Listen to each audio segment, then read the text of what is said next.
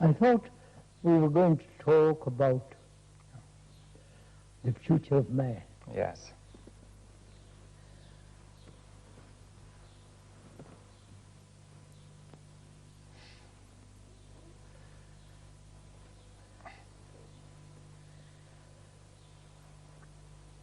I mean, really, when we talk about man, we're talking about humanity. The whole of mankind. Whole of mankind. Not the British or the French or the Russian or the American, but the whole of the future is all human beings. Interlinked now anyway. Yes. As things are, but from what one observes, the world has become tremendously dangerous. Yes.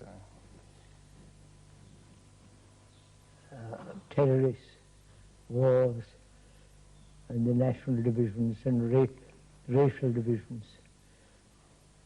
Some dictators who want to destroy the world and so on and so on. And also religiously there is tremendous separation. Yes, and I think there's the economic crisis and the ecological crisis, yes, which ecological and economic problems. Problems seem to be multiplying more and more. So, what's the future of man? What's the future of not only the present generation, but the coming generation? Yes, well, the future looks very grim. Very grim. If you were quite young, and I was quite young, what would we do, knowing all this? What would be our reaction? What would be our life, our way of earning a livelihood and so on? Yes, well, I've often thought of that. For example, I've asked myself, would I go into science again? Yes. And I'm not at all certain now, because science does not seem to be relevant to this crisis. No. On the contrary, they're helping. It makes it worse, yeah? Yes, they're helping. It might help, but in fact it isn't, right? So what would you do? I think I would stick to what I'm doing. Well, that would be easy for you. For me, quite easy. But there are several problems, of course. I don't know if you want to discuss them. If a person is just starting out, he has to make a living, right? Of course. Now, there are very few opportunities now, and most of these are in jobs which are very limited. Limited and unemployment right throughout the world. Yes. I wonder what you would do, knowing that the future is grim,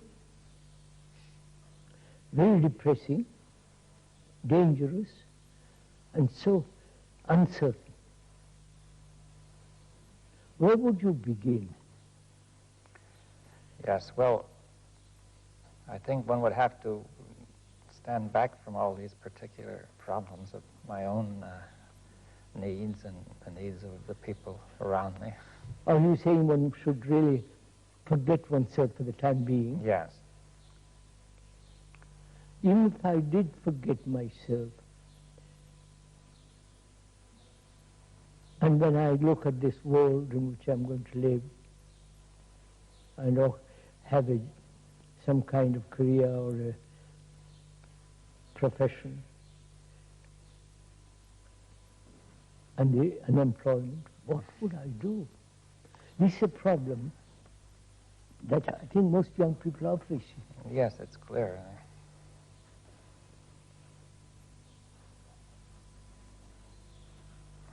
Well, have you something that you would suggest? Huh? Is there something you could suggest?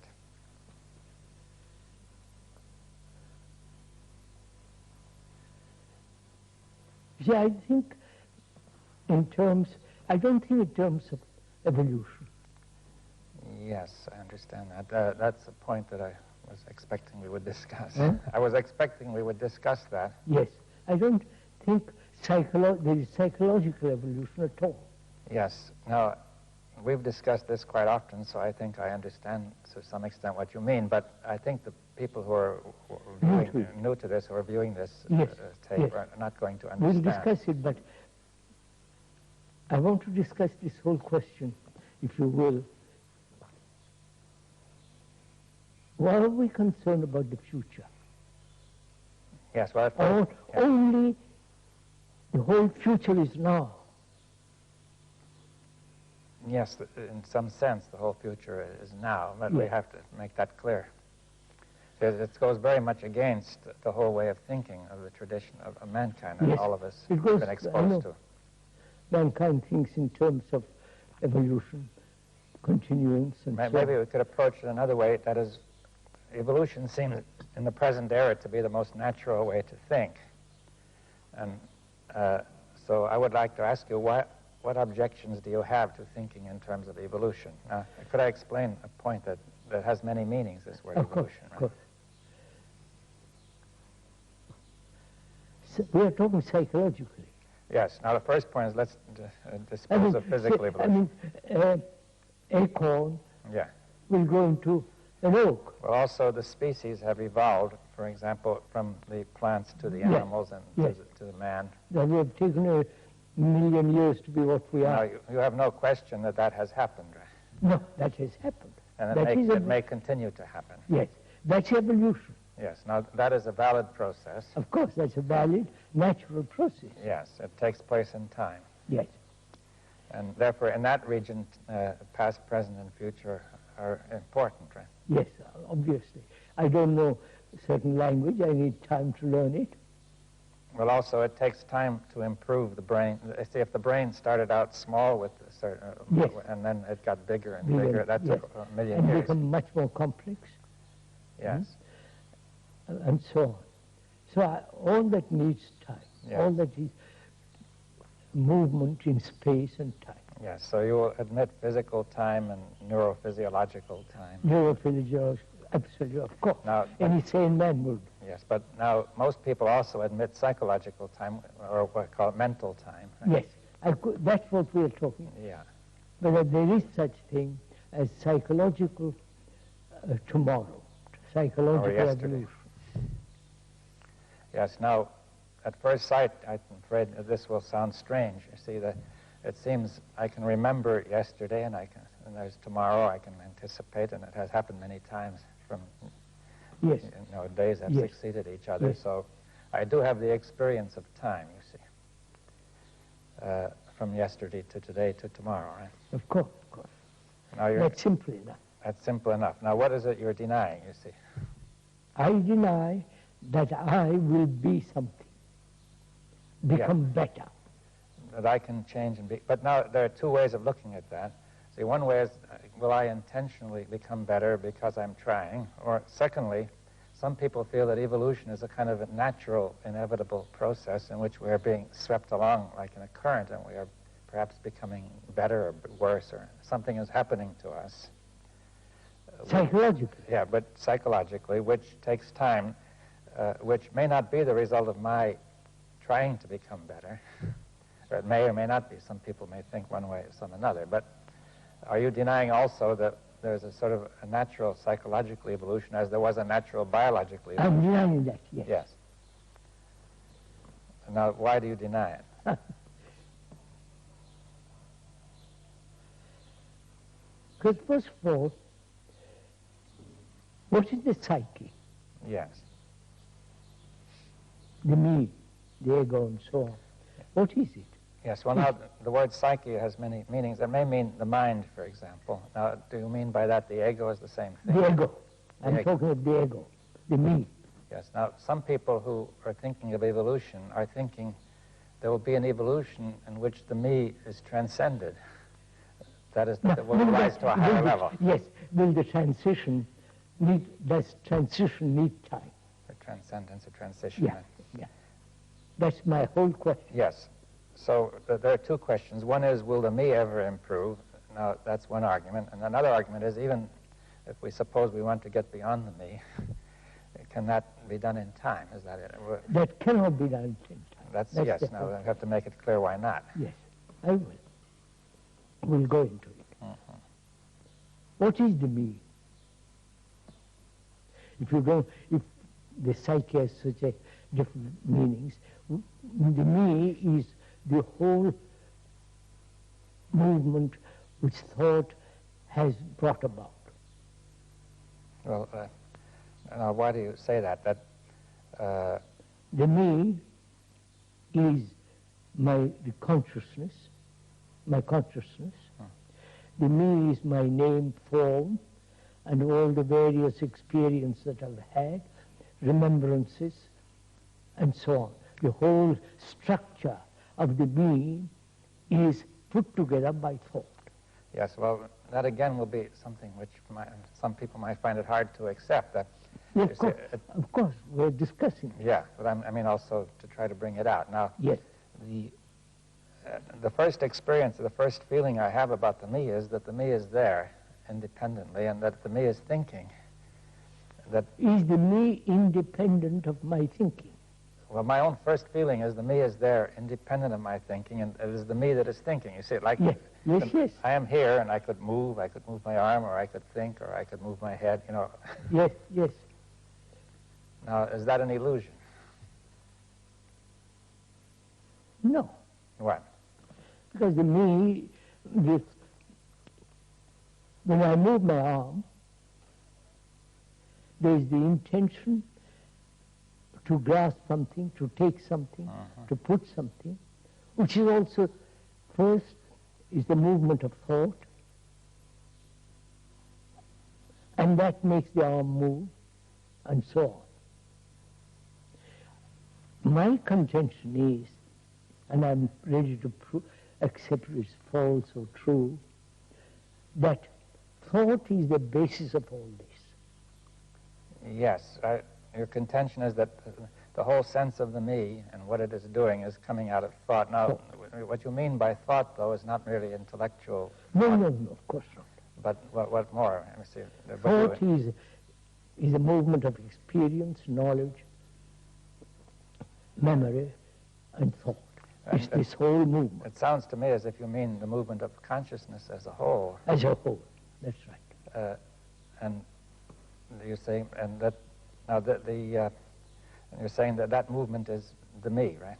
That whole, the whole content of that consciousness is the me. Yes. Well, there's quite a few. That me is not different from my consciousness. Yes. Well, someone might feel, but I think one could say that I am my consciousness, because if I'm not conscious, I'm not here, right? Of course. Now, is consciousness nothing but, say, what you have just described, which includes thought, feeling, intention, aspirations, memories, beliefs, dogmas, the rituals I perform, the whole, like the computer that's been programmed. Yes. Now, there are some. That certainly is in consciousness. Everybody would agree. But some people would feel, or many people would feel, that there's more to it than that. That consciousness. Let's go into it. It is the content of our consciousness makes up the consciousness, the content. Yes, I think that requires, some understanding that, you see, the ordinary use of the word content is quite different. If you say that the content of a glass is water, right? Yes. So the glass is one thing and the water is another, right? I know. No. That contains, the water glass contains the water. Now, the word content would suggest that something contains it, right? All right. Consciousness is made up of all what it has remembered, beliefs, dogmas, rituals, the nationalities, fears, pleasures, sorrow. Yes. Now, if all that were absent, would there be no consciousness? Not as we know it. But there still would be a kind of consciousness. A totally different kind. Well, then I think you really mean to say that consciousness as we know it is made up. I said that. Oh, yes. Consciousness as we know it is all that. As we generally know it. Right? Yes. And that is the result of multiple activities of thought. Thought has put all this together, which is my consciousness. The reactions, the responses, the memories, the remembrances, extraordinary complex intricacies, subtleties, all that makes up consciousness. As we know it, huh? Huh? As we know it, right? As I've said that. Yes. As we know it. Yes. Now, yeah. Whether that consciousness has a future. Yes. Does it have a past? Of course. Has a it's past. Remembrance. Yes, remembrance. So why do you say it has no future then? If it has a future, it will be exact the same kind of thing moving. The same activity, same thoughts, same modified, but the pattern will be repeated over and over again. Yes. Now, why are you saying that thought can only repeat? Yes. But there's a feeling that thought can develop new ideas, for example. But thought being limited, because knowledge is limited. If you admit that knowledge will always be limited. Yes, well, that again might require some discussion. Of course, we must yes, discuss. You see, now, why do you say knowledge is always limited? Because as a scientist, you're experimenting, adding, searching. So you're adding. And after you, some other person will add more. So knowledge, which is born of experience, is limited. Yes, though some people have said it isn't, they would hope to obtain perfect knowledge or absolute knowledge of the laws of nature. The laws of nature is not the laws of human being. Well, do you want to restrict the discussion then to knowledge about the human being, right? Of course, that's all what we're even there you about. could question whether that knowledge of nature is possible, Of course, too. we are talking about the future of man. Yeah, now, but, all right, so we're saying that man cannot obtain unlimited knowledge of the psyche, is that what? Yeah, that's right. There's always more that's unknown. There's more and more unknown. Yes. So, if once we admit that knowledge is limited, then thought is limited. Yes, we don't, thought depends on knowledge, and the knowledge does not cover everything. That's right. Therefore, thought will not be able to handle everything that happens. Right? That's what the politicians and all the other people are doing. They think thought can solve every problem. Yes, you can see in the case of the politicians that knowledge is very limited. In fact, it's almost non-existent. And therefore, when you lack the adequate knowledge of what you're dealing with, you create confusion. Right? Yes. So, then, as thought is limited,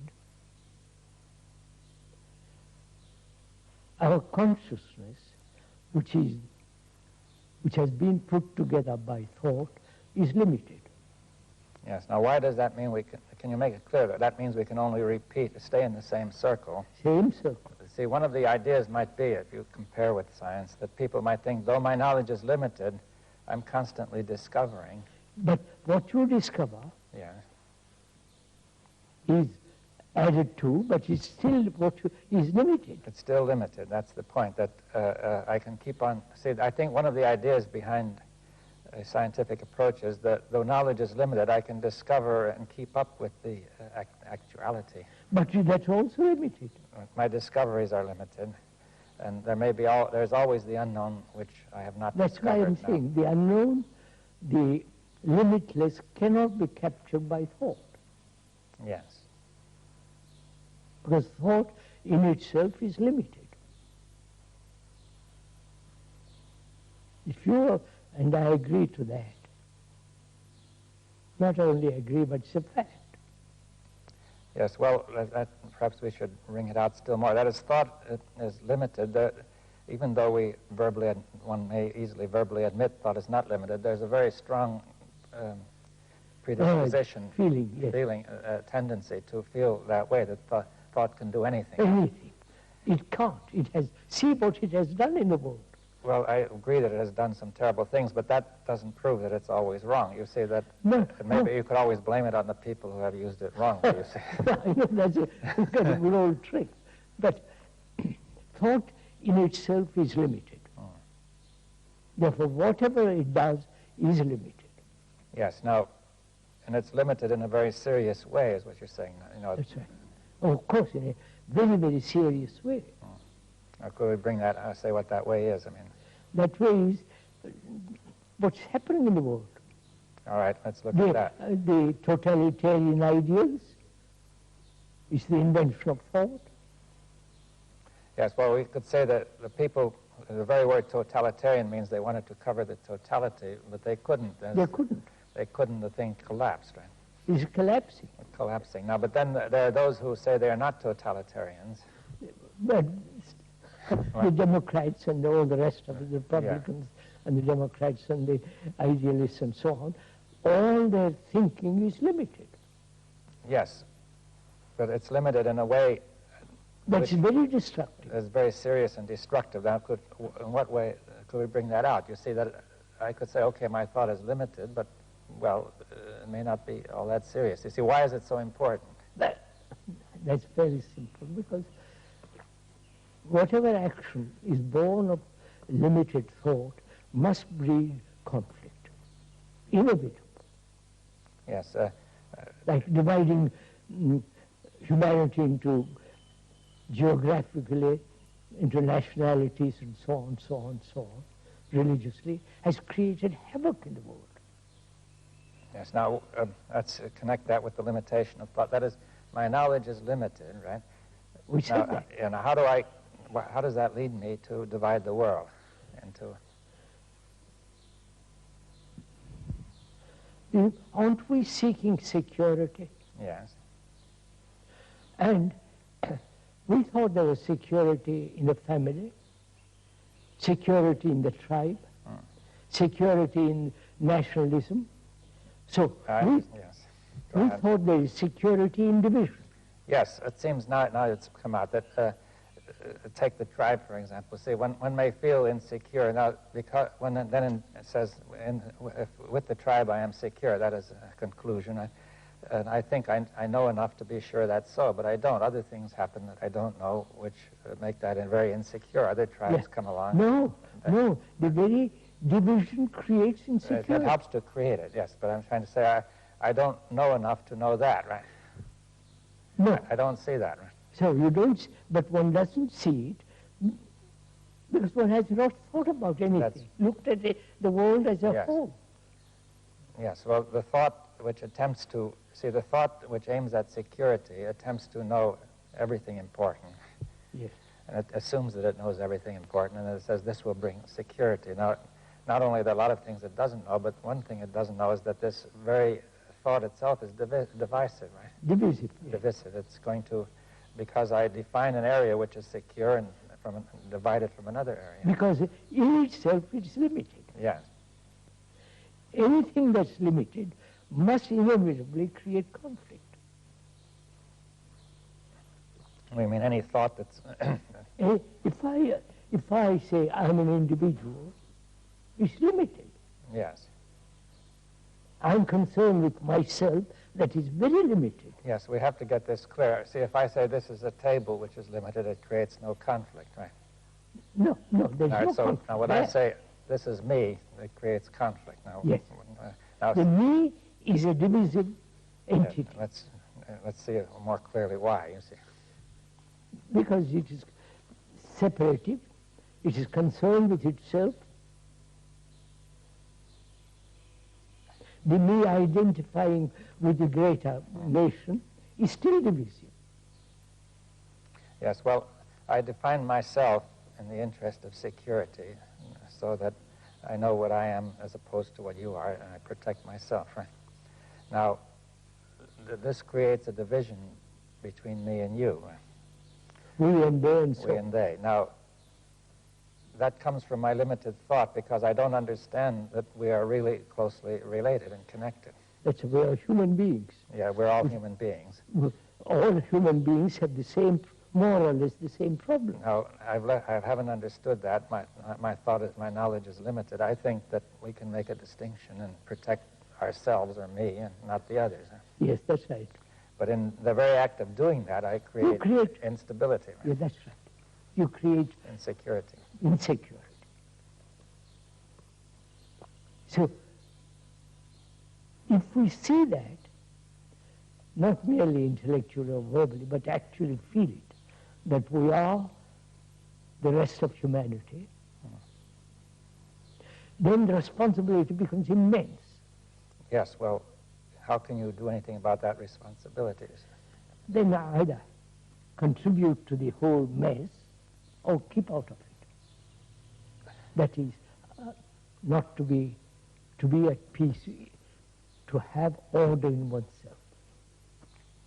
Well, I didn't. I'll come to that. I'm going to talk. Yes, you see, let's come, you see, I think we've touched on an important point, that we say the whole of humanity, of mankind, is one. Yes. And therefore, to create division there is destructive. Yes. Now, whereas to create division between me and the table is not dangerous, because in some sense we are not one, though. Me and the trees. That's only in some very general sense that we are one. But now, mankind doesn't realize that it is all one. I think we've. You see, Why? Well, let's go into that. You see, I think we've been going. That this is a crucial point. That it's clear it doesn't, because there's so many divisions, and not only in nations and religions, but from one person to another. I know. Why is there this division? There first of all is the feeling, at least in the modern era, that every human being is an individual. Right? This may not have been so strong in the past. That's what I question. I question altogether whether we are individuals. Yes, well, that's a big question, because... Yeah, of course. We said just now, the consciousness, which is me, is similar to the rest of mankind. They all suffer. Yes. They all have fears. They're all insecure. They have their own particular gods and rituals, all put together by thought. Yes, well, I think this calls for some, there are two questions here. One is, not everybody feels that he is similar. Most people feel they have some unique distinction. At least they... What do you mean, unique distinction? Well... Distinction in doing something? Well, there may be many things. Like, for example, one nation may feel that it is able to do certain things better than another. One person has some special things he does, or qualities. Of course. You are more intellectual than I am. You are somebody else better than this and that. Yeah, he may take pride in his own special abilities or advantages. But when you put away that, basically we are But now, yes, we have to say, what does it mean? That you're saying that these things you've just described, which are... superficial. Yes, now the things that are basic are what? Is fear, sorrow, pain, anxiety, loneliness, and all the human travail. Yes, well, many people might feel that the basic things are the highest achievements of man. The highest achievements of mankind, and not these. What has he achieved? Well, let's discuss it. You see that? Yes, yes. I mean, many people, at least I understand. We've discussed this often, but I think we must yes, sir. Bring it out. Let's go. What have we achieved? Well, for one thing, people may feel proud of the achievement of man in science and art and culture and technology. In all those directions, certainly we have.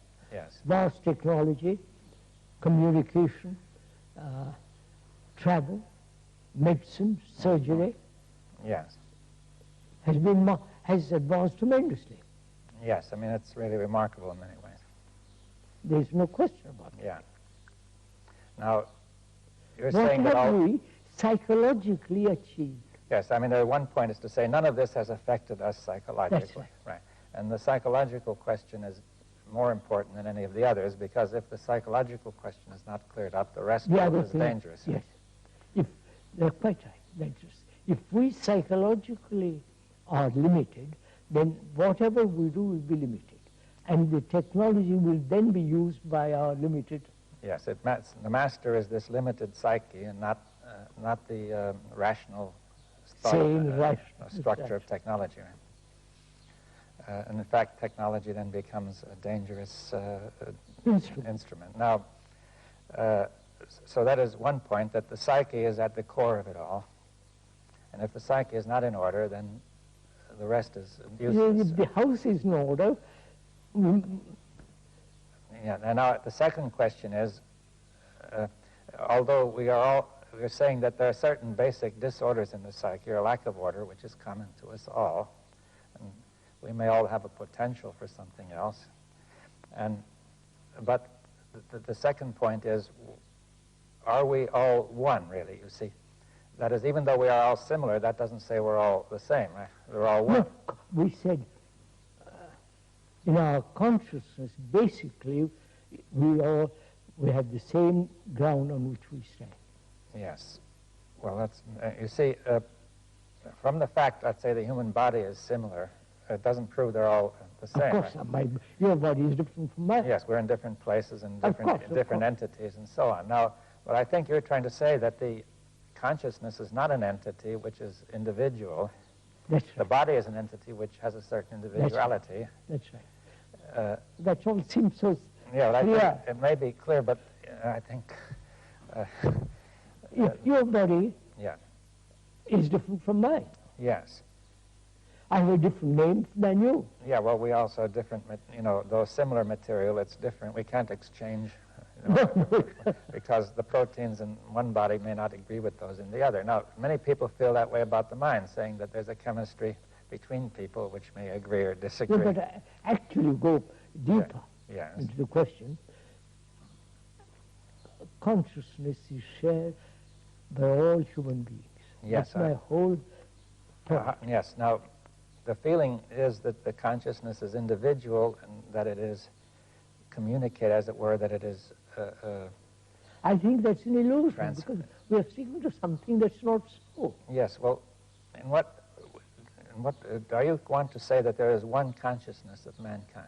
It's all one. It's all one, and that's important, because whether it's many or one is a crucial question. Yeah. Now, it could be many which are then communicating and building up a larger unit, or you're saying from the very beginning it's all one. From the very beginning it's all one. And the sense of separateness is an illusion, right? And that's what I've said over and over again. That seems so logical saying. The other is insanity. Well, yes, now people don't feel that, one doesn't immediately feel that the notion of separate existence is insane, because one extrapolates from the body to the mind. One says it's quite sensible to say my body is separate from yours, and inside my body is my mind. And Now, are you saying the mind is not inside the body? Of course, that's quite a different question. Right. Let's finish with the other point. Yeah. If each one of us thinks that we are separate individuals psychically, what we have done in the world is colossal mess. Well, if we think we are separate when we are not separate, then it will clearly be a colossal mess. That's what's happening. Each one thinks he has to do what he wants to do, fulfill himself. So he's struggling to be, he's struggling in his separateness to achieve peace, to achieve security, which that security and that peace is totally denied. Yes, well, the reason it's denied is because there is no separation. You see, if there were really separation, it would be a rational thing to try to do. But, actually. But if we're trying to separate what is inseparable, the result will be chaos, right? That's right. Now, that's clear, but I think that it will not be clear to people immediately that the consciousness of mankind is one inseparable whole. Yes, sir. Inseparable whole. Absolutely right. And many questions will arise if you once even consider the notion, but I don't know if we have gone far enough into this yet. One question is, why do we think we are separate? Why? Why do I think I'm separate? That's my conditioning. Yes, but why how did we ever adopt such a foolish conditioning? From childhood, it's my toy, not yours. Yeah, but the first feeling you get is, I say it's mine because I feel I'm separate. You see, yes, now, one doesn't start out, see, it isn't clear how the mind, which was one, came to this illusion that it is all broken up into many pieces. I think it's again the activity of thought. Thought, in its very nature, thought is divisive, fragmentary, and therefore I'm a fragment. Yes, well, thought will create a sense of fragments. You see, you could see, for example, that once we decide to set up a nation, then we will be separate from, think we're separate from the other nation, and all sorts of things, consequences follow, which make the whole thing seem independently real, that you have all sorts of separate language and separate laws and separate this, and you set up a boundary. And after a while, you see so much evidence of separation that you say, you forget how it started, and you say, that was there always, and we are merely proceeding from what was there always. That's why, sir, I feel if once we grasp the nature of thought, the structure of thought, how thought operates, what is the source of thought, and therefore it's always limited. If we really see that, then... Now, the source of thought is what? Is it memory? Memory. Yes. Memory is a remembrance of things past, which is knowledge, and knowledge is the outcome of experience, and experience is always limited. Yes, well, thought includes, of course, also the attempt to go forward, to use logic, to take into account discoveries and insights. You know. As we were saying some time ago, thought is time. Yes. Now, all right. So let's. That thought is time. Now, that requires more discussion too, because I see the first experience is to say time is there first, and thought is taking place in time. Right? I know. Now, for example, if we say that movement is taking place, the body is moving, and this requires time, right? To go from here to there needs time. Yes. To learn the language needs time. Yes, to grow a plant needs time. To grow the whole thing. All right, now, to paint a picture takes time. Well, we'll also say to think takes time. Right? So we think in terms of time. Yes, but let's see, the first point that one would tend to look at is to say, just as everything takes time, to think takes time, right? Now, but you're saying something else, which is that thought is time. Thought is time. That is psychically speaking and psychologically speaking. Of course, of course. Now, how do we understand that? How do we understand what? Thought is time. You see, it's not obvious. Oh, yes.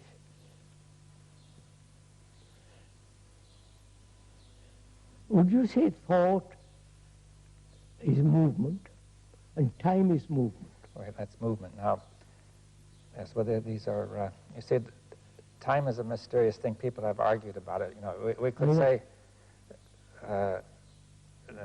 that time requires movement. I could understand that we cannot have time without movement, right? Time is movement. Time is movement. Now, but not time is not separate. I don't say it's separate from movement, but you see, to say time is movement, you see, if we said time and movement are one. Yes, I'm saying that. Yes. Now, they cannot be separated, right? No.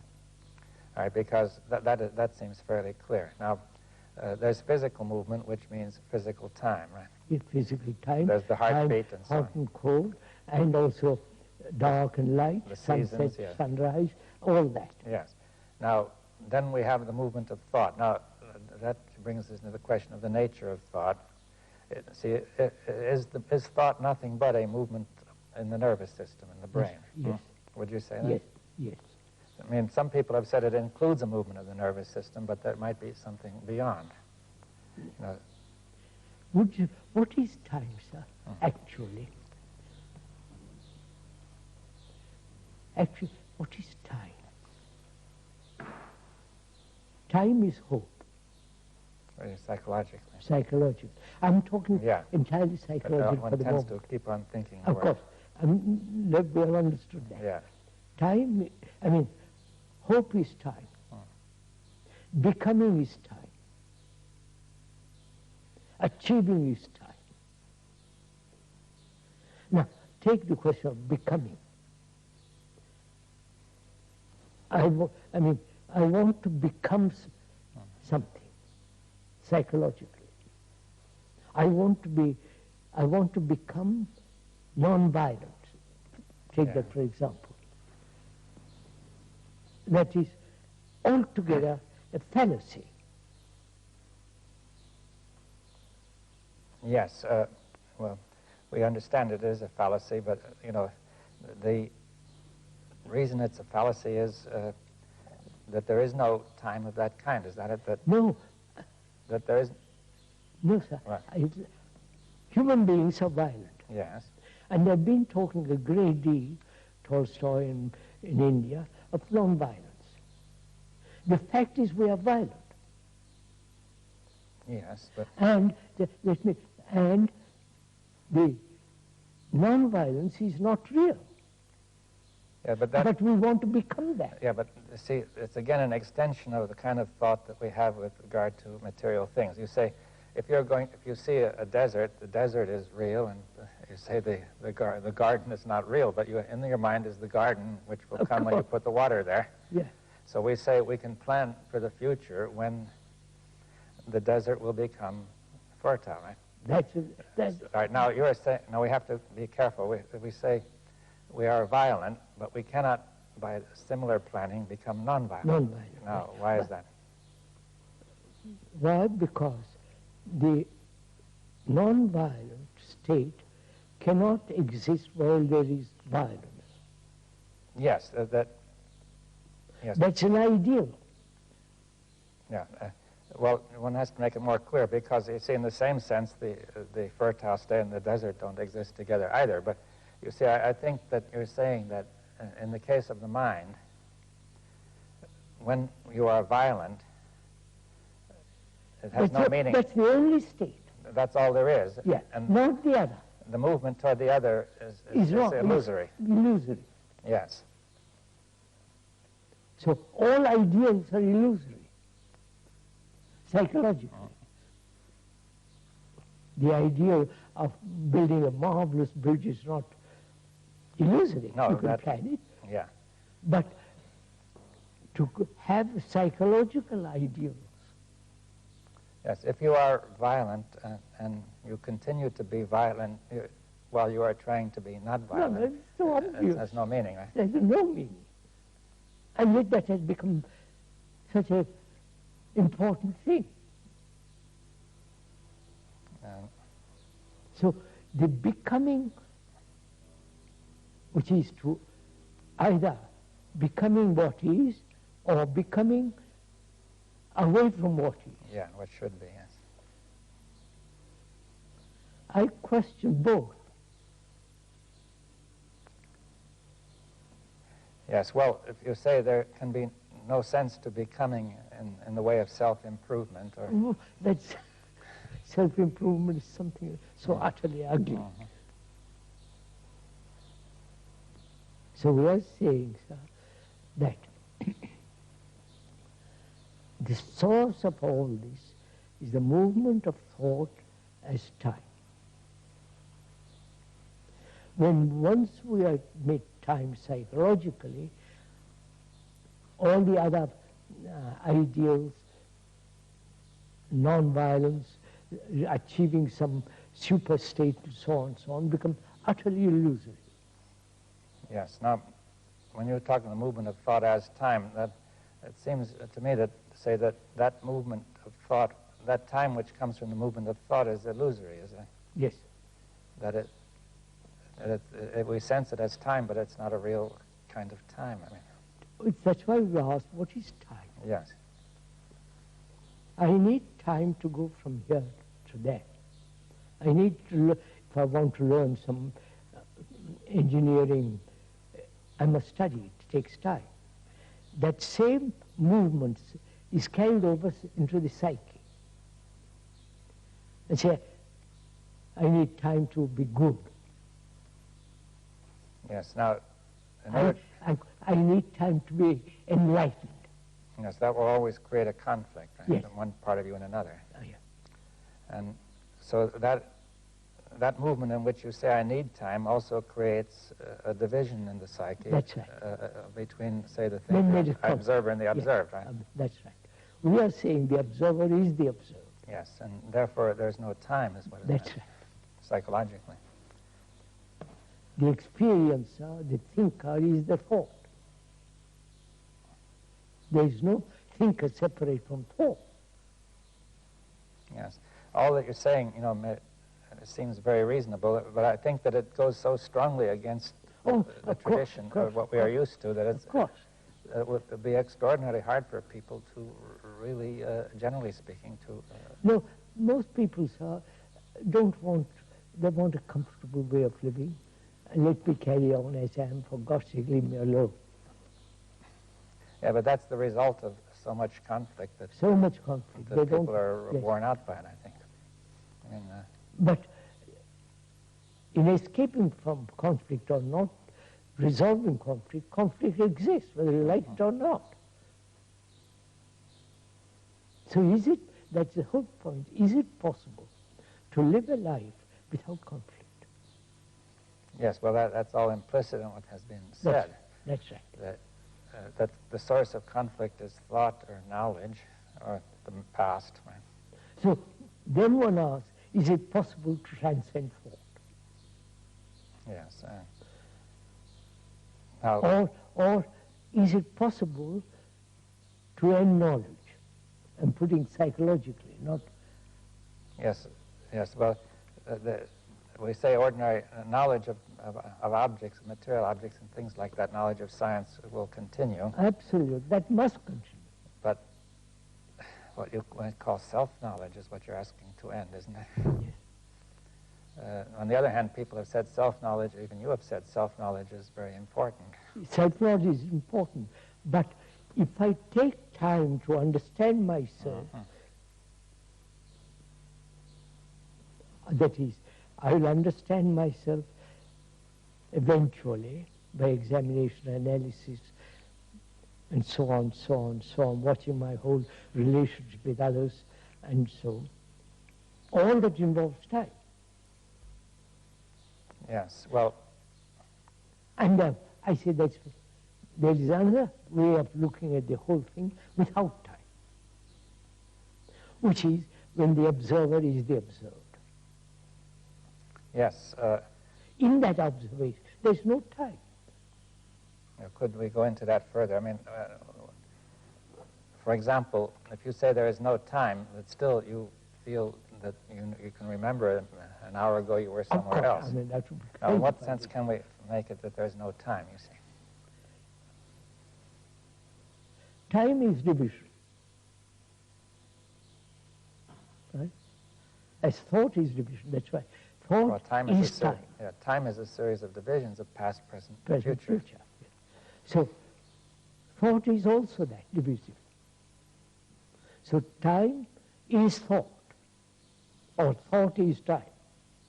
Yes, well, I mean, it doesn't exactly follow from what you said, but I mean, we've explained it. Let's go into it. Yeah. You see, at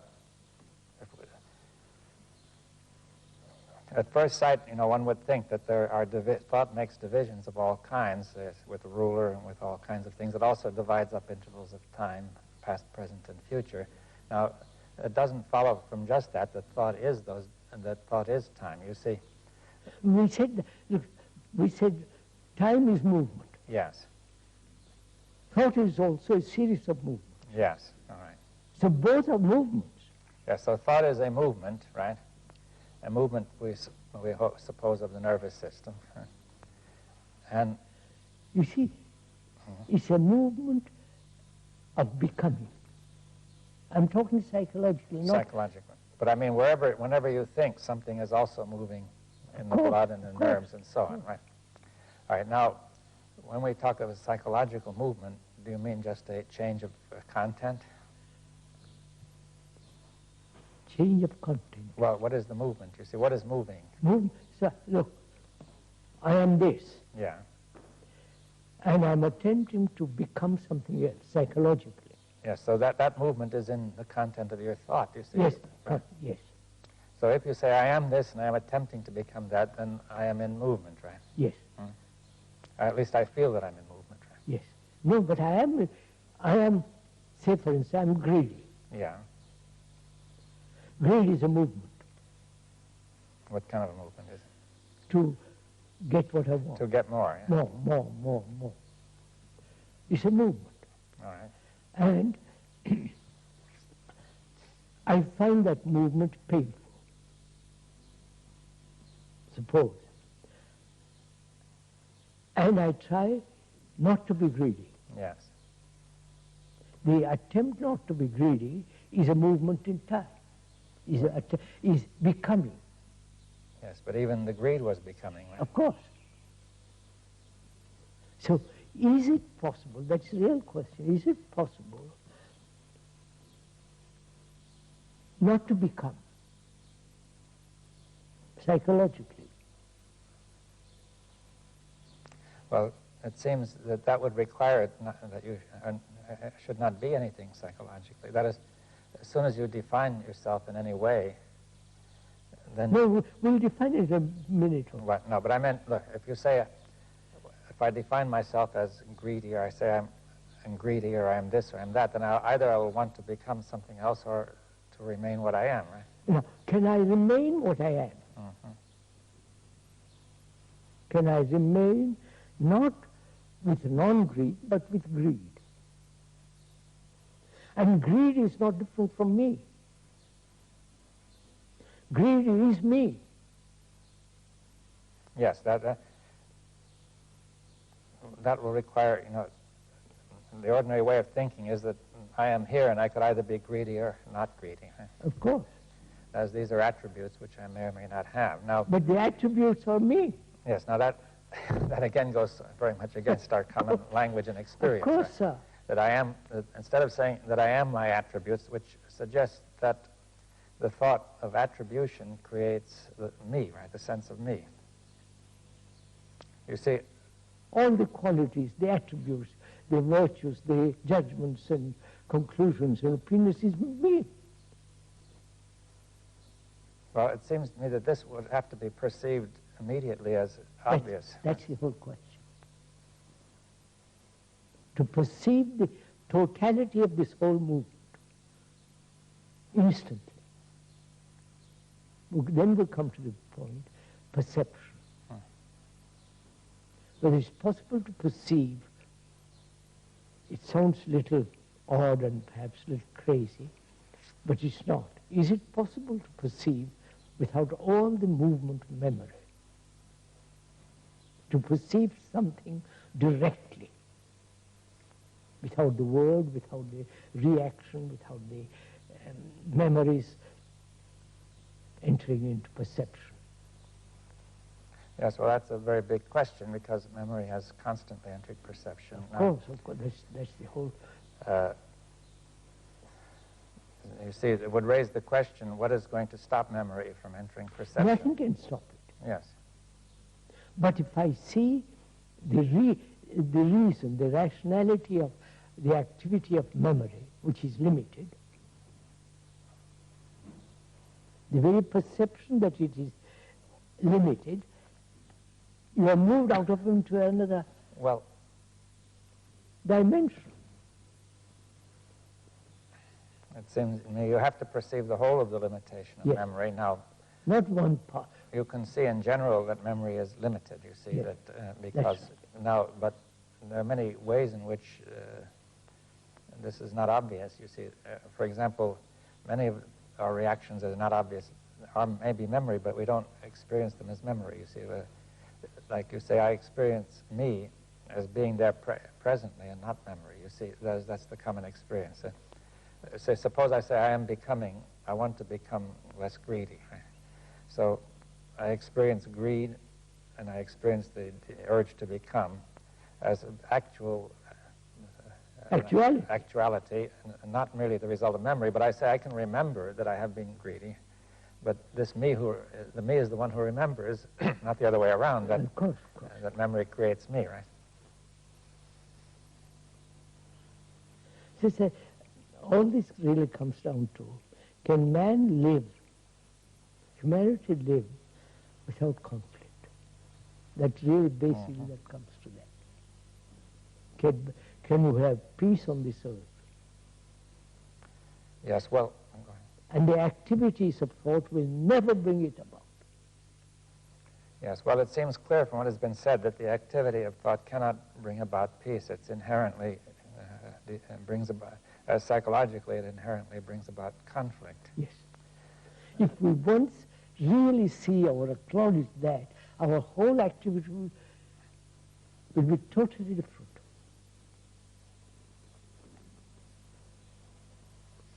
But are you saying that there is an activity which is not thought, then? Which is not? Which is beyond thought. Yes. And which not only is beyond thought, but which does not require the cooperation of thought. That is... Oh, certainly not. That it is possible for this to go on when thought is absent. That's the real point we have often discussed. Yeah. Whether there is anything beyond thought. Not something holy, sacred, I'm not talking about that. I'm talking, is there an activity which is not touched by thought? We are saying there is. And that activity is the highest form of intelligence. Yes, well, now we brought in intelligence. I know. I purposely brought it in. So, so intelligence is not the activity of cunning thought. There is intelligence to build a table. Yes, but intelligence can use thought, as you were saying, often said, right there. Intelligence can use thought. Yes, or thought can be the action of intelligence, would you put it that way? Yes. Or it could be the action of memory. That's it. Either the action is born of memory, and therefore memory is limited, therefore thought is limited, and it has its own activity, which then brings about conflict. Yes. I think this would connect up with what people are saying about computers. You see, every computer must eventually depend on some kind of memory, Memory, yes. Which is put in, or else programmed, and that must be limited, right? Of course. Because now, therefore, when we operate from memory, we are not very different from a computer, or the other way around. Perhaps the computer is not very different from us. I'll say once, a Hindu has been programmed for the last 5,000 years to be a Hindu. Or in this country, you have been programmed as British, or as a Catholic, or a Protestant. Yes. So we're all programmed up to a certain extent. Yes. Now then we could say that you're bringing in the notion of an intelligence which is free of the program, which is creative perhaps. Yes, that's right. And that intelligence has nothing to do with memory and knowledge. Yes, it may act in memory and knowledge, but it has nothing to do with it in its origin. It may origin. act through memory, Yeah. etc. That's right. And how do you find out whether it has any reality, not just imagination and romantic nonsense? How do you find out? To come to that, one has to go into the whole question of suffering, whether there's an ending to suffering. And as long as suffering and fear and the pursuit of pleasure exist, there cannot be love. yes, well, there are many questions there. Now, the first point is, say, suffering, or including pleasure, fear, and suffering, and I suppose we can include anger and violence and greed in there. Of course, otherwise... Yes. Now, we could say that all those, we're saying, first of all, that all those are the response of memory. Yes. They're nothing to do with intelligence.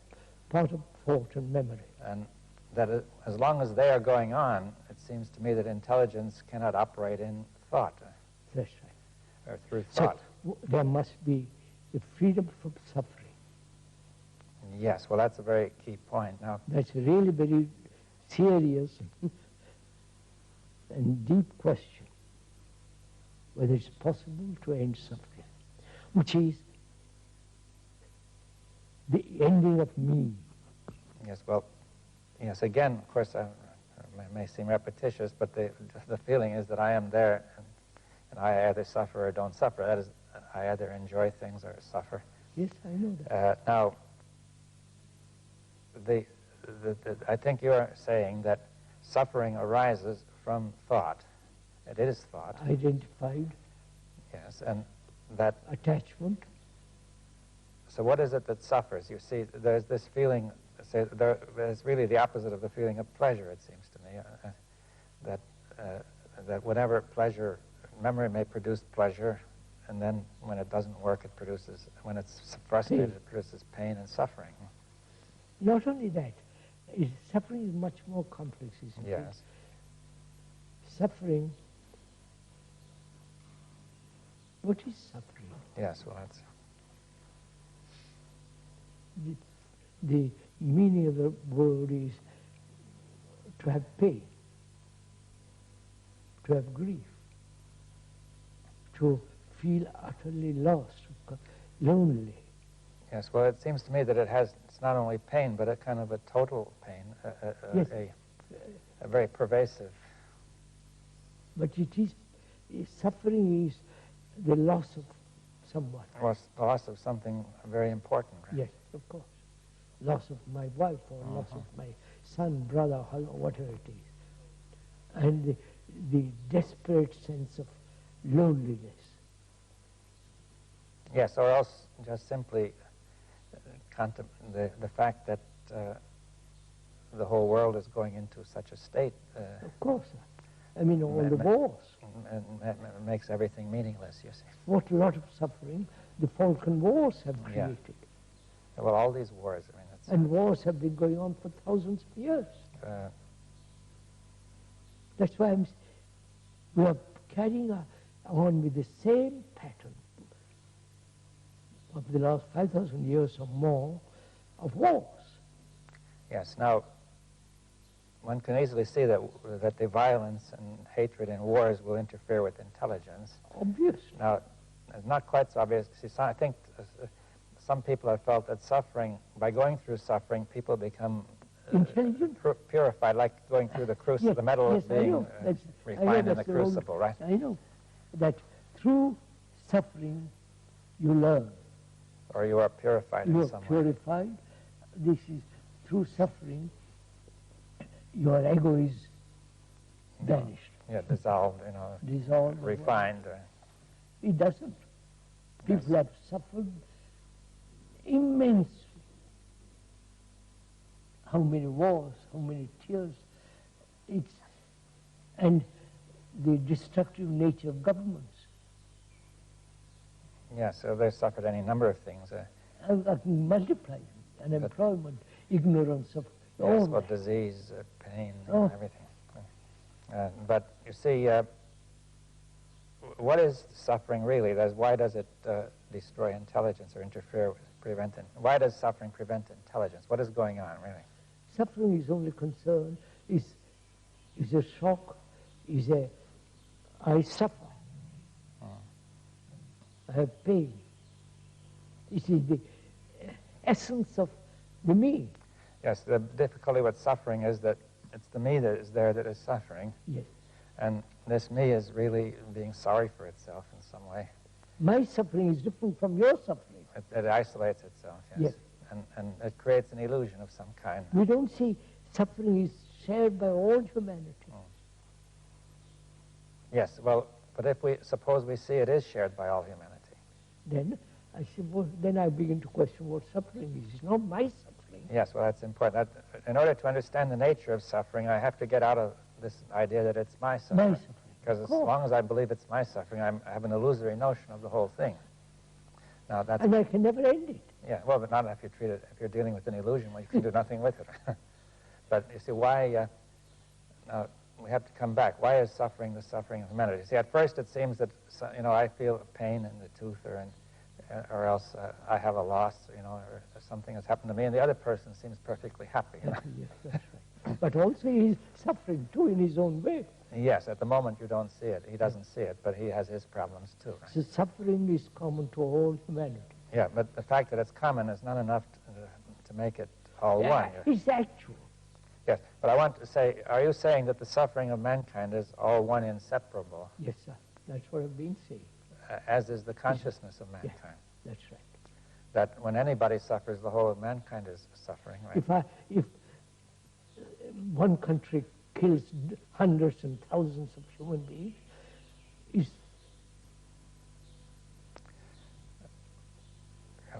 the whole point is we have suffered from the beginning of time. We have suffered, and we haven't solved it. No, that's clear. It hasn't been solved. We haven't solved it. But see, I think you've said something. The thing you've said, which is that the reason we haven't solved it is because we are treating it as personal or as a small group where it cannot. That's an illusion. Now, any attempt to deal with an illusion cannot solve anything. Now, we would like to make it very clear. Thought cannot solve anything. Well, yes, because psychologically. The thought, you can say that the thought itself divides. Let's say, put it, thought is limited. It is not able to see that this suffering is all one, right? Yes, and therefore it divides it up, right? That's It's mine and yours and theirs. And that creates illusion which only multiplies suffering. Now, it seems to me that that the statement that suffering of mankind is one is inseparable from the statement the consciousness of mankind is one, right? We said that. Yes. Suffering is part of our consciousness. Yes. But one doesn't get the feeling immediately that this suffering belongs to the whole of mankind, you see. So, the world is me, I'm the world. Yes, you've often said that. Yes. But we have divided as British Earth and French Earth. Now, do you mean by the world the physical world or the world of society? Or the world of society, world of psychological world, chiefly. Yes, so we say the world of society, of human beings, is one. And I am, now when I say I am that world, what does that mean? The world is no different from me. The world and I are one? Yes. Right, we are inseparable. Yes. And that requires, that's real meditation, that's real, you must feel this in not just verbal statement, it is an actuality.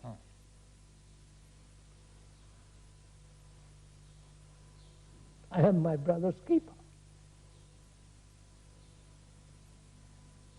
Yes, now many religions have said that. And they're just verbal statements. Well, and they don't keep it. They don't do it in their heart. Well, perhaps some have done it, but in general it's not being done, right? I mean, there may have been a few, right? But that's not, we human beings haven't done it. Our religions actually have prevented it. Well, because of division. Every religion has its own beliefs and its own organization. Its own gods and its own saviors. Yes. So, from that, is that intelligence actual? Yes. Or is it some kind of fanciful projection hoping that will solve our problems? No, it's not to be. It is an actuality. Because the ending of suffering means love. Yes, now, before we go on that, you see, we have to make clear up a point about me. You see, you said it's not to me. Now, in some sense, it seems that you are still defining an individual. Yes, yes. Is that right? When I say I'm really not, I'm using the word I as a means of communication. It's not. Yeah, but what does it mean? You see, are you, in some way, let's say that there may be two people, say, we'll say A, who is the way you say, and B, who is not, right? Yes. Now, so A says it's not, that seems to create a division between A and B. That's right. But B creates the division. Yes. Well, So what is the relationship between the two? yes. You see, B is creating. Yes, well, B is creating the division by saying I am a separate person, but it may confuse B further when A says it's not that way to me, right? Yes. So that's the whole point, isn't it, in relationship. You feel that you're not separate. Yes. And that you really have this sense of love and compassion. And I haven't got it. I haven't even perceived or gone into this question. What's your relationship to me?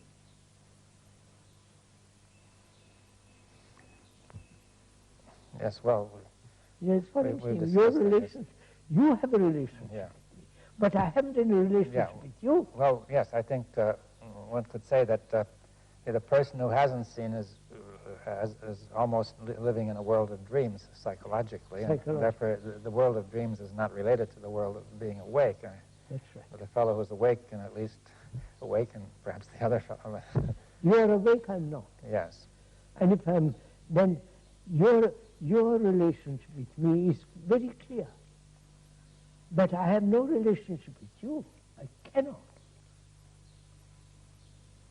I insist on division, and you don't. Yes, in some way we have to say the consciousness of mankind has divided itself. It's all one, but it has divided itself Of course. by thought, right? That's what we've been through. Yes, and that's why we're in this situation. That's why all the problems that humanity has now, psychologically as well as in other ways, is the result of thought. And we are pursuing the same pattern of thought. And thought will never solve any of these problems. So Yes. there is another kind of instrument, which is intelligence. Yes, well, that opens up an entirely different subject. I mean, Yes, I know. And you also mentioned love as well, Yes, or I said compassion. Right? Without love and compassion, there is no intelligence. Yes, And that you cannot be compassionate if you are attached to some religion, some post, you're tied to a post like an animal tied to a post, and it can think it is compassionate. Yes, well, as soon as your self is threatened, Of then course. you cannot, it all vanishes. But you see, what you really think is important. self hides behind Other things. Yeah. Oh. I mean, noble Yes, ideals. yes. Right? It has immense capacity to hide itself.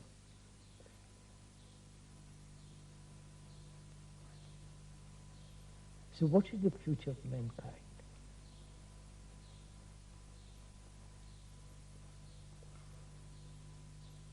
From what one observes is leading to destruction. Well, that's the way it seems to be going, yes.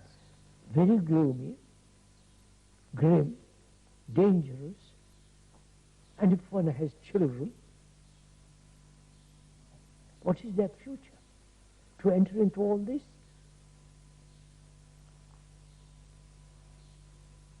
And we go through all the misery of it all? So education becomes extraordinarily important. But now education merely accumulation of knowledge. Yes, well, every instrument that man has invented or discovered or developed has been turned toward destruction. That's Yes, what sir, absolutely. They are destroying nature. The very few tigers now. very few. Tigers and Oh, yes, animals. yes. They are Well, destroying yes, well, they're destroying forests and Right. agricultural land and overpopulation. Nobody seems to care. Well, I think people, there are two things. One is people are immersed in their own problems, right? Immersed in their own little plans Yes, and to save humanity. well, most people are just immersed in their plans to save themselves, but others have plans to save humanity. But I think also there's a tendency toward despair implicit in what's happening now, that people don't think anything can be done. Yes. And if they think something can be done, they form little groups and little theories. That's what there are those who are very confident of what they're doing, and and those who lack confidence. Like most prime ministers are very confident. But they don't know what they're doing. Really. But then most people don't have much confidence in what they're doing. I know. If you have tremendous confidence, I accept your confidence and go with you. Yes, but since thought is limited. Then we... Just as it is the future of mankind, future of humanity. I wonder if anybody is concerned with it. Or each person or each group is only concerned with its own survival. Well, I think the first concern is almost always has been with survival, either the individual or the group. You see, that has been the history of mankind. Therefore, perpetual wars. Yes. Perpetual insecurity. Yes, but this is, as you said, the result of thought, which makes the mistake of, on the basis of being incomplete, to identify the self, with a group and so on. You happen to listen to all this. You agree to all this. You see the truth of all this. Those in power will not even listen to you. No. They are creating more and more misery, more and more becoming dangerous. How do you then, what's the point of you and I agreeing, seeing something true?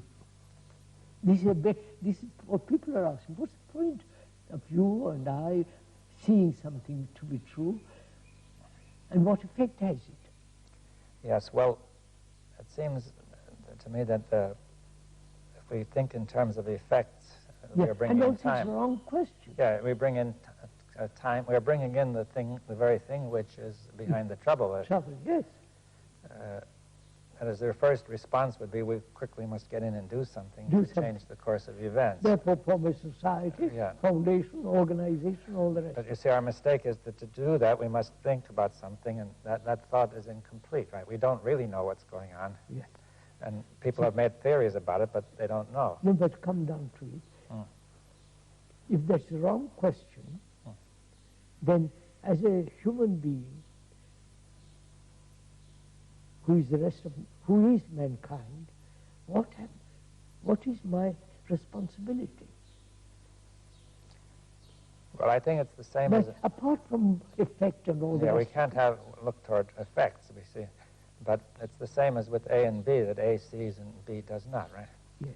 Now, suppose A sees something and most of the rest of mankind does not, right? Then it seems that, see, one could say mankind is in some way dreaming, asleep, it's dreaming. It's caught in an illusion. Illusion, and the point is that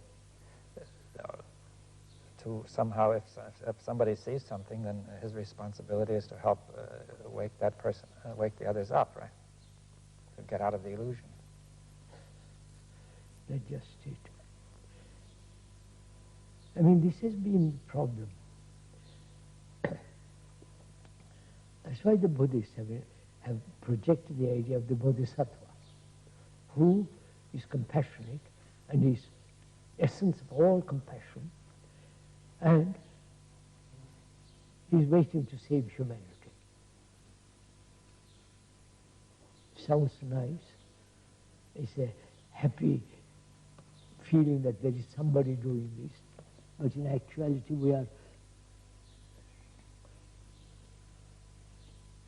we won't do anything that's not comfortable, satisfying, secure, both psychologically and physically.